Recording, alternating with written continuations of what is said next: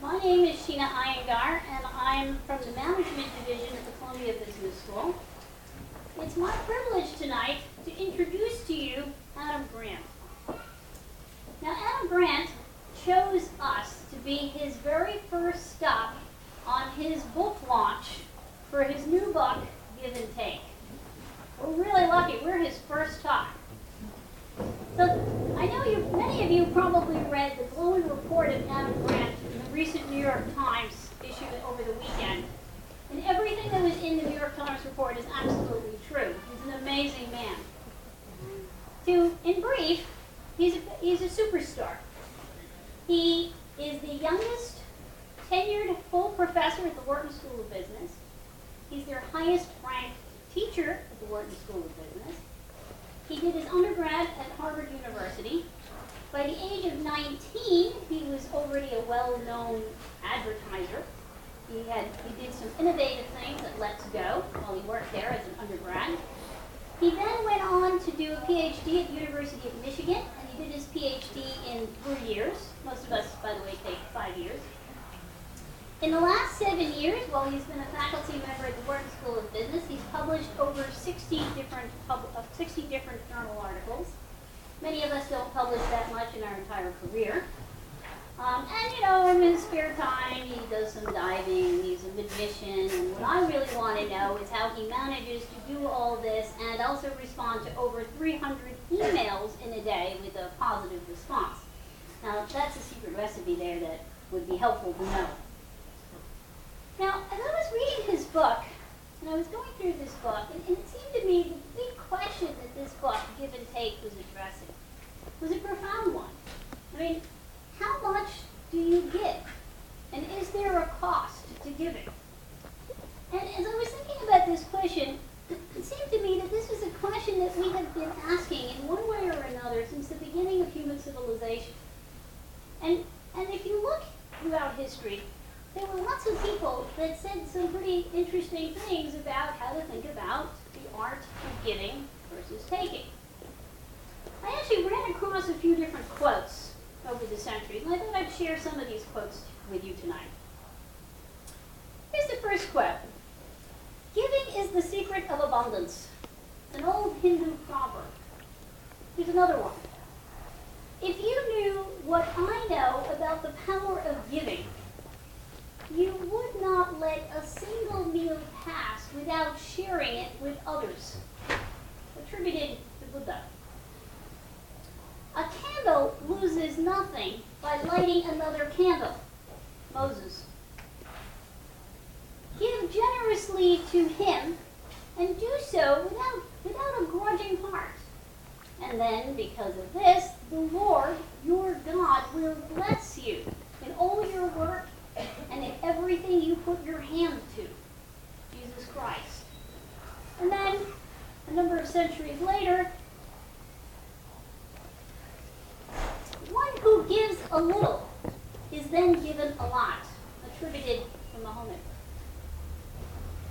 So it seems to me that no matter who the prophet was, no matter at what point in history, no matter at what place in the world, no matter what religion, every single messenger of God basically told us the same message.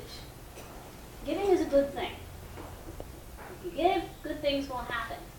And yet, somehow, in our everyday lives, it becomes a little bit of a struggle, a bit of a dilemma. Do I give? Do I not give? You don't really want to be one of those people that's gossiped about where they say, that person, doesn't really know how to say no. What do we say about those people? They're kind of suckers, fools, naive, pushovers, or God forbid, you might be called a doormat. And then, on the other extreme, imagine you're being gossiped about as someone who's a taker, always taking. What do we say about those people? Well, we say they're the moochers, the leeches, the parasites. That doesn't sound so great either. And so, what are we always trying to do? We're trying to figure out how do we delicately balance giving and taking so that we get that recipe just right. Well, today you're not going to hear about what what religion has to say. But you are going to hear about what science has to offer in terms of what did the data say about when should you give, how do you think about giving, and what are the costs to giving. So join me in welcoming Adam Grant.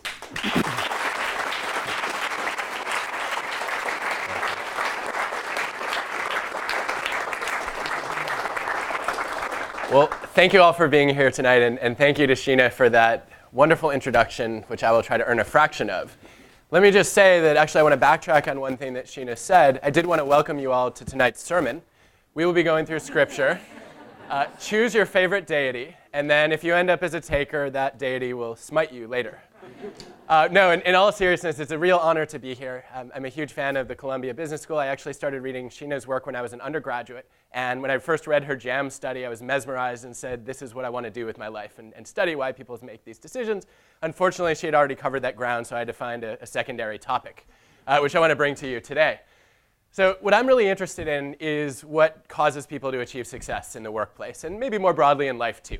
And at the end of the day, I hope everyone in this room will walk away with a clear sense of how you all can own this face. And traditionally, psychologists have said there are 3 ways to get that face. 1 is hard work, 2 is talent, and 3 is luck. If you want to be truly successful at anything, you should develop a strong work ethic. You should achieve a sense of mastery. And then you should get in the right place at the right time. And I think those things are all true, but for me, they're really missing an important part of success, which is the way we interact with other people, the relationships we build, the connections we form. And what I wanted to try to understand is how do our interaction styles really shape our success?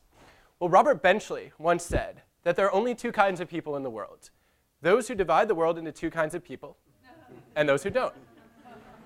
And I always found that to be a profound commentary about how psychologists like to take all of the richness and complexity of human beings and reduce them to just 2 categories. And after I read that quote, I made a commitment.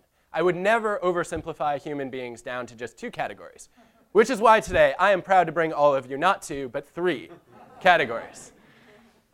In all seriousness, there's a lot of research been done on this topic over the past couple decades, and it suggests that there are 3 fundamental styles of interaction that people bring to the workplace. On one extreme, as Sheena mentioned, we find the takers. We all know successful people who are takers, who are trying to get as much as possible from other people, who love to self-promote and claim credit and hog the spotlight, and maybe even stab people on the back along the way, to the point where they create widespread paranoia in the people around them. And then on the other end of the spectrum, we have these very strange people who actually like helping others. I don't know why anyone would take joy in giving up their time, their energy, and their resources for other people, but these givers actually seem to do it. They like to be on the contributing end of exchanges. They tend to spend a lot of time making introductions between 2 people who could benefit from knowing each other, providing mentoring, sharing knowledge, and they seem to be in a really interesting position. But nobody is a pure taker or a pure giver. We all have a mix of these styles in our heads, and most of us fall smack in the middle of that reciprocity spectrum. And we operate as what I call matchers. A matcher is somebody who tries to maintain an even balance of give and take. So if I help you, I expect you to help me, and vice versa. Quid pro quo, reciprocity, fairness, tit for tat, choose your favorite phrase. And that way, I'm not going to be so selfish to be perceived as a taker, but I'm also not going to be so generous to be a sucker. What I got interested in is, are those assumptions really true? Is it safest, is it wisest to be a matcher? And I wanted to bring you just a couple of data points, but first, your own style. Take a moment and self-assess.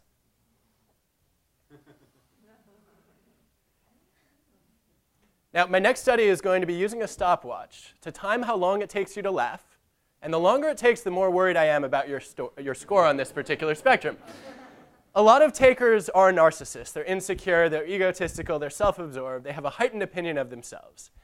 And that's not the only reason people become takers. Some become takers because they've been burned or taken advantage of 1 too many times. And they've learned that it's dangerous to be a giver. And that maybe even as a matcher, there's still people who can exploit you. And so if I don't put myself first, nobody will. And I think for the rest of us, it's really useful to be able to recognize these people. There's some new research actually suggesting that you can spot a taker from looking at a photo of that person without ever even meeting him or her. And I want to give you all a chance to do that. So take a moment. These are 2 CEOs. These are photographs taken from their company's annual reports. These are both men who built very successful companies. I would argue that one's a taker, one's a giver. They both formerly worked in the Nixon administration, which may be where one learned these taking tendencies. And I think that they're really interesting tests of how good is your intuition in recognizing a taker just from a face and a little bit of clothing. So take a moment, study the two photos, and I would like you to place your bets. Who's the taker, who's the giver? We'll get a show of hands, and then I will hope that at least 50% of you are right. And by the way, whoever you vote for, I will ask you to defend your judgment. So be ready.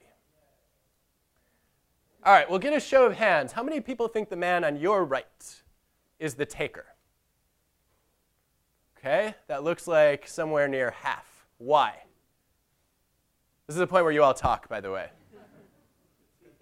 The teeth. Baring your teeth is a sign of dominance in the animal kingdom, and apparently in the CEO kingdom too.